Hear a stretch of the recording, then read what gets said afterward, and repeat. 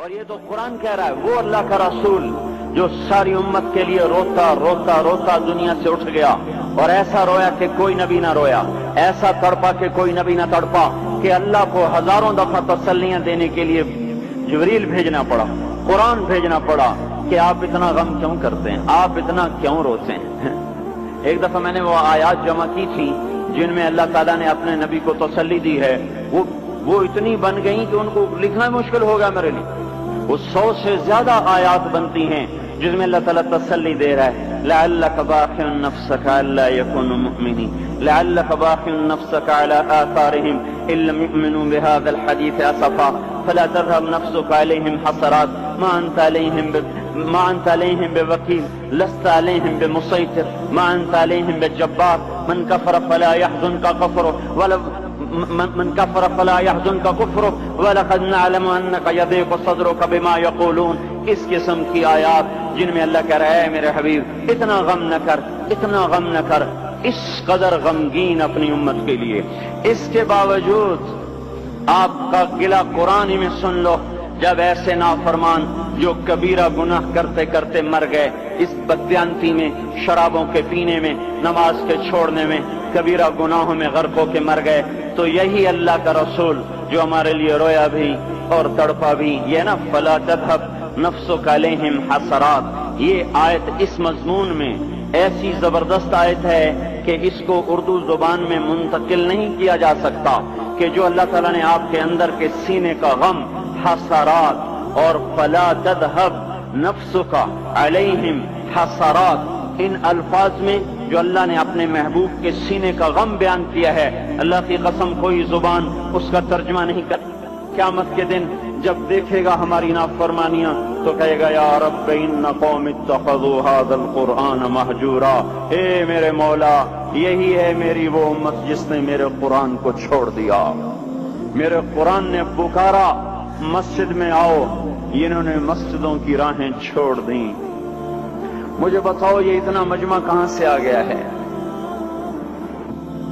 یہ اس میں سے 1/3 باہر سے آیا ہوگا، یہ 2/3 تو سارا گلستان کالونی کا ہے۔ ان کے قدم باقی 5 نمازوں میں کیوں نہیں اٹھتے؟ یہ کہاں چلے جاتے ہیں؟ کیا یہ اللہ کی دھرتی پہ 8 دن نہیں رہتے؟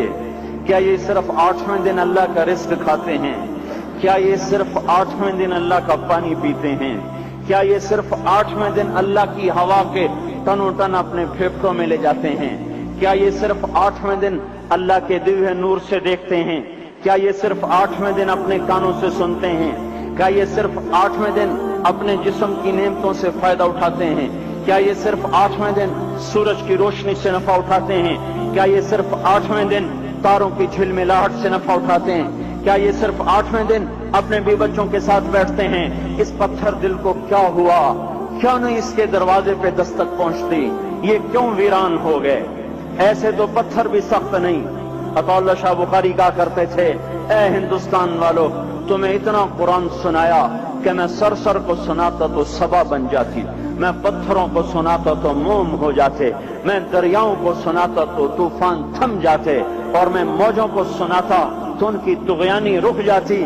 پتہ نہیں تم کس مخلوق، کس چیز سے بنے ہو، کس خمیر سے بنے ہو، تمہارے سینوں میں دل نہیں ہے، پتھر ہیں، اور پتھر سے بھی زیادہ کوئی سخت ہے، اشد قسوة من الحجارہ، پتھر بھی اللہ کی حیبت سے لرزتا ہے اور کانپتا ہے، پر تم کون سے انسان ہو، کیسے سینوں میں دل لیے پھرتے ہو کہ 5 دفعہ اتنا بڑا بادشاہ تمہیں پکارے، حی علی الصلاۃ، حی علی الصلاۃ، ایک تھانے دار پکارے گلستان کالونی کا کہ تمہارا سمن ہے آ جاؤ، تو سر پہ پاؤں رکھ کے بھاگے، ڈی سی پکارے تو کام چھوڑ کے بھاگے، اور تمہارا زمین آسمان کا بادشاہ تمہیں دن میں 5 دفعہ پکارے اور کانوں پہ جوں نہ رینگے، اور 8ویں دن مسجد کو آ رہے ہوں۔ کیا 8ویں دن کھانا کھایا ہے؟ کیا آج ہی پانی پیا ہے؟ کیا آج ہی چائے پی ہے؟ یہ ایسی جفا اپنے آپ سے کرتے، شیطان سے کرتے، ملک و مال سے کرتے، اپنی دکانوں سے کرتے، یہ بے وفائی اللہ سے کیوں کی ہوئی ہے؟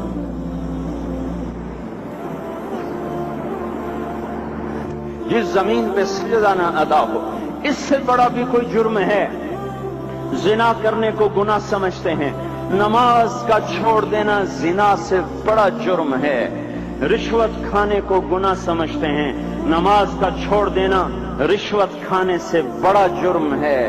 कत्ल करना बड़ा गुनाह समझते हैं, नमाज का छोड़ देना कत्ल से बड़ा जुर्म है। सजदे ही का तो इनकार किया था शैतान ने।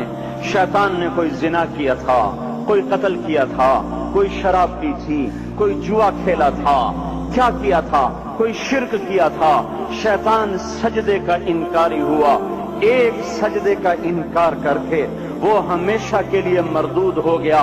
उस मुसलमान को होश नहीं है जो रोजाना दिन में 5 दफा 20 सजदों का इनकार किए बैठा हुआ है और फिर आराम से रोटी खाता है, आराम से चाय पीता है और आराम से कह लगाता है और आराम से अखबार पढ़ता है, आराम से बीवी के पहलू में लेटता है। एक सजदे का इनकार होकर शैतान हमेशा के लिए मरदूद हुआ। जिसने फजर का इनकार किया सजदों का, फिर जोहर के सजदों का मजाक उड़ाया, फिर असर का मजाक उड़ाया, फिर मगरिब और इशा का मजाक उड़ाया। घर में नमाज पढ़ना भी चलो ना पढ़ने से तो बेहतर है, पर यह भी नमाज का मजाक ही है। और 8वें दिन सर पे टोपी रख के आया। 8 दिन जिसने इतने सजदों का इनकार किया, वो इस बात से नहीं डरता कि कहीं अल्लाह उसे मरदूद न कर दे।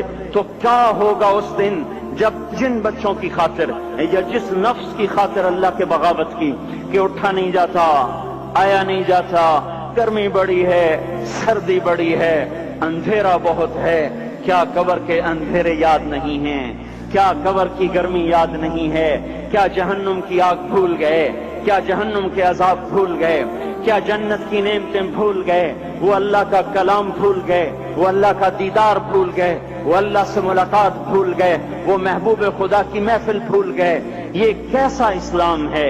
ये कैसे पत्थर दिल हैं जो कमाने में तो ऐसे मस्त हुए कि होश नहीं, और जब अल्लाह बुलाए तो ऐसे गाफिल हो जाएं, ना बूढ़े पर जूरेंगे, न जवान को होश आए, न किसी औरत को होश आए, न किसी मर्द को होश आए, न बाजार बंद हों।